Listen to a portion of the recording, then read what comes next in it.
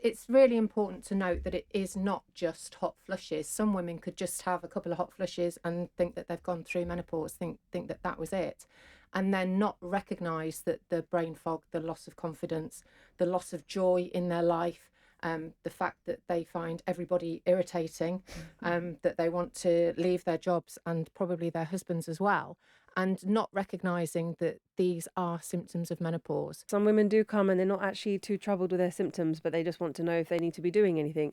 Always a good idea to speak to a GP and just find out that your lifestyle factors are all in check. But it's really when you're struggling to cope. So when you get to the point that it's affecting your work performance, your relationship with your partner, your children, your friends, and it's really starting to affect your day to day, is when we might need to be considering medication. I say medication, but it might just be to talk about it and figure out your lifestyle factors first, but then an option of medication if it's needed. So it's when you're really troubled by it that you speak to your GP. For us working in the public service, we have 60% of employees are women. Out of 6,000 employees, that is a lot that are going to go through menopause. So support, awareness and empowerment is extremely important.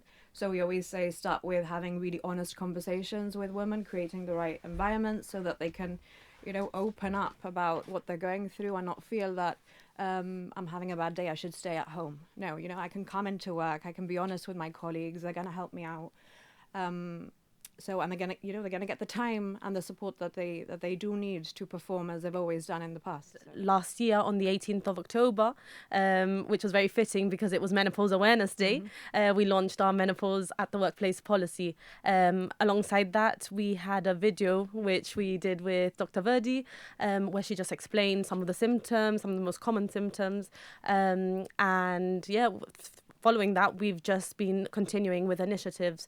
This year, it was a bigger and better because we had our event, and we just aim to create awareness continuously. The goal itself is not to overcomplicate anything. It's just to be thoughtful, practical and human and support our individuals. The government are way ahead in Gibraltar than they are in the UK, that's for sure. I work on more of a corporate level, and there aren't too many businesses, if any businesses, apart from the government in Gibraltar, that are over 250 employees, because as of next year, it will be, in 2027, it will be mandatory for businesses to have a menopause action plan.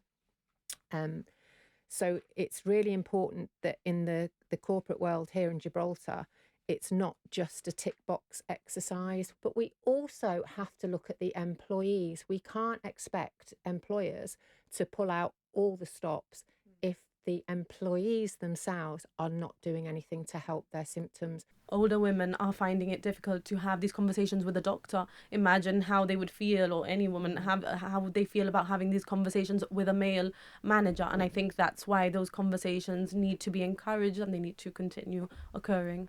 I also feel that women going through menopause might also feel that because they are looked up to and seen as a role model, it might even be seen or as something weak to talk about, which on the contrary, I think as young women ourselves, it's great to see women opening up about the struggles and the challenges and how they're going through them.